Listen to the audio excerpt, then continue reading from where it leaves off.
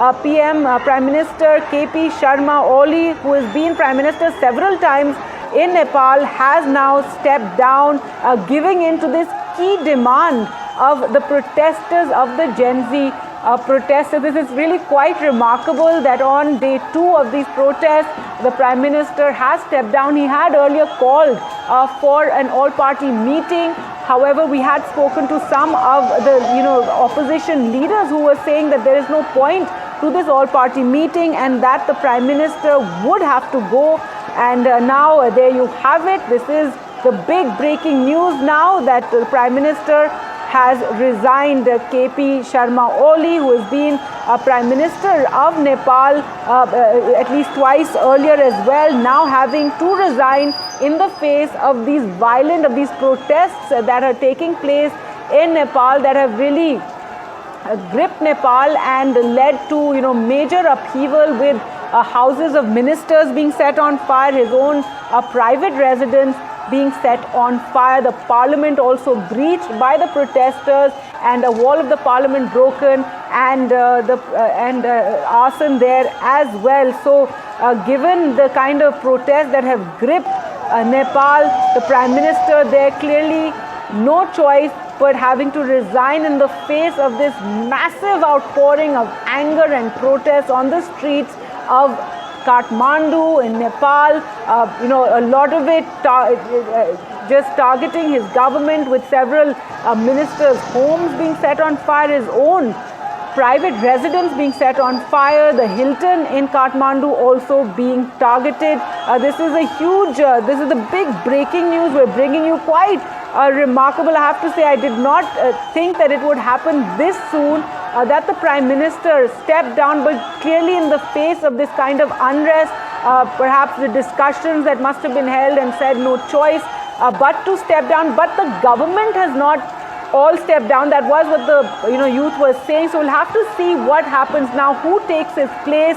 There is no clear leadership of the youth that are protesting this Gen Z protest. There is no clear leadership that has emerged from there. We were speaking to some of the protesters, and they were saying that perhaps it is the mayor of Kathmandu who could possibly emerge as some sort of rallying leader, or some sort of face of these protests, or somebody who could possibly be some kind of leadership there. But let's go across to Vishal now for more. And Vishal, this is fairly remarkable, the massive development, breaking news, the Prime Minister of Nepal stepping down, submitting his resignation.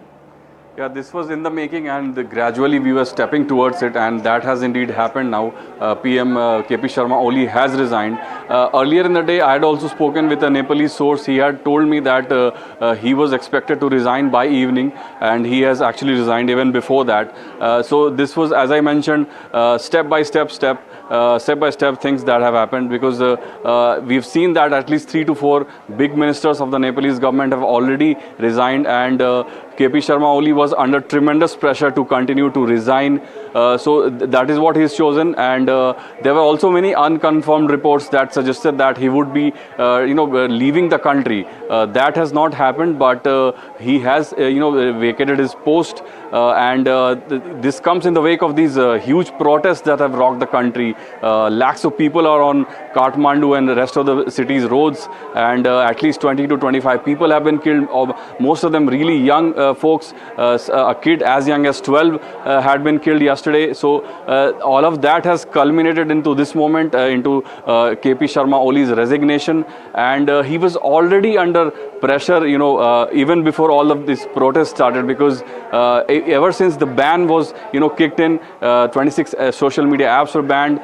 Youth were, rallying on social media that something needs to be done. That percolated into a different level when these protests translated into the real world, because a lot of these protesters had congregated on social media, and they were trying to assemble people, rally people to take action on the ground, and that is what has happened. The protest started online, they transferred to the real world, and now they have already delivered one of the biggest results in Nepalese history. It's probably the biggest revolution Nepal has seen in the recent decades. We have seen some similar things happening in the last 20 to 30 years, but this indeed, a Nepalese PM resigning within a day of huge protest is quite big.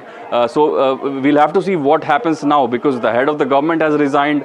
People are still up in their arms. So this was the one that, Vishal, because the Prime Minister has resigned, but it doesn't mean that the government is gone, right? I mean, this government remains very much in place, at least for the moment. I mean, we don't know. There's a lot of confusion and chaos, clearly. But yes, that was a big demand of the protesters, that KP Sharma Oli must go, and he has now resigned.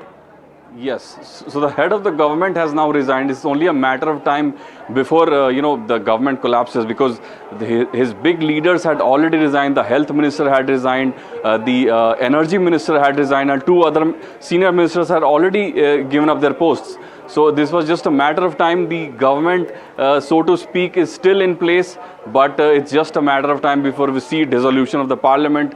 Parliament itself was attacked just moments ago. We've seen visuals. We have gathered visuals from across the country. We have reporters on the ground covering this, really tense moments. But the biggest development has come just now, as we've been covering, that PM KP Sharma Oli has vacated his post. This was widely expected. And the people who have been up in their arms, it will be interesting to see how they respond now, because as you mentioned rightly, this was their biggest demand, that KP Sharma Oli needs to resign, because a lot of these quote-unquote Nepo kids, arguments that had been swirling around social media and into the real world, a lot of that pertains to some of the higher echelons of the Nepalese government. So the fact that the biggest head has now stopped functioning, so we'll have to see how people respond, because this is mostly people's movement. This did not have one single big representative rallying around people. This had many figures trying to unite. So this is the people's revolution. This did turn out to be a really violent one, but things seem to be normalizing now, if we can say that, because it's still early days, early minutes to say that, but we'll have to see what happens now.